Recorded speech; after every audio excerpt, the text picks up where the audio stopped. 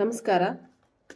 ನಿಮ್ಮ ಮನಸ್ಸಲ್ಲಿರುವಂತಹ ವ್ಯಕ್ತಿಯ ಮನದಾಳದ ಮಾತೇನಿದೆ, ಅಥವಾ ನಿಮ್ಮ ಬಿಸ್ನೆಸ್ ಇರ್ಬೋದು, ನಿಮ್ಮ ಕೆರಿಯರ್ ಇರಬಹುದು, ನೀವು ಮಾಡ್ತಾ ಇರುವಂಥ ಯಾವುದೇ ಕೆಲಸ ಇರಬಹುದು, ಈ ಸಮಯದಲ್ಲಿ ನಿಮಗೆ ಯಾವುದು ತಲೆಗೆ ಬರುತ್ತೆ, ಅದರ ಒಪಿನಿಯನ್ ಏನಿದೆ ಅಂತ ನೋಡೋಣ.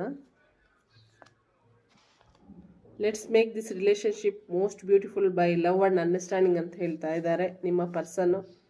ಅವ್ರಿಗೆ ನಿಮ್ಮ ಮೇಲೆ ತುಂಬ ಕಾಳಜಿ, ಪ್ರೀತಿ, ಹಾಗೆಯೇ ಗೌರವ ಕೂಡ ಇದೆ. ಆಮೇಲೆ ಬಿಸ್ನೆಸ್ ಕೂಡ ಹೇಳ್ತಾ ಇದೆ. ಬಿಸ್ನೆಸ್ಗೂ ನಿಮಗೆ ತುಂಬ ಅಟ್ಯಾಚ್ಮೆಂಟ್ ಇದೆ. ನೀವು ಮಾಡ್ತಾ ಇರುವಂಥ ಯಾವುದೇ ಕೆಲಸ ಇರ್ಬೋದು, ಅದಕ್ಕೂ ಕೂಡ ನಿಮಗೆ ಕೆಲಸಕ್ಕೆ ತುಂಬ ಅಟ್ಯಾಚ್ಮೆಂಟ್ ಇದೆ. ಸೊ ಇನ್ನಷ್ಟು ಅತಿ ಹೆಚ್ಚಿನ ಪ್ರೊಡಕ್ಟಿವಿಟಿಯನ್ನು ಬಿಸ್ನೆಸ್ಸಲ್ಲಿ ಇರಬಹುದು ಅಥವಾ ಕೆರಿಯರಲ್ಲಿರಬಹುದು ನೀವು ತಗೋಬೇಕು ಅಂತ ಅಂದ್ಕೊಂಡಿದ್ರೆ, ನಿಮ್ಮ ಕೆಲಸವನ್ನು ನೀವು ಇನ್ನೂ ಚೆನ್ನಾಗಿ ಅರ್ಥ ಮಾಡಿಕೊಂಡು ಅದರಲ್ಲಿ ನಿಮ್ಮ ನಾಲೆಜನ್ನೆಲ್ಲ ಯೂಸ್ ಮಾಡಿ ಮುಂದೆ ಹೋಗ್ತಾ ಹೋಗಿ ಇನ್ನೂ ಚೆನ್ನಾಗಾಗುತ್ತೆ, ಇನ್ನೂ ಸಕ್ಸಸ್ ಸಿಗುತ್ತೆ ಅಂತ ನಿಮ್ಮ ಬಿಸ್ನೆಸ್ ಅಥವಾ ನಿಮ್ಮ ಕೆಲಸಕ್ಕಿರುವಂಥ ಒಪಿನಿಯನ್ ನಿಮ್ಮ ಮೇಲೆ.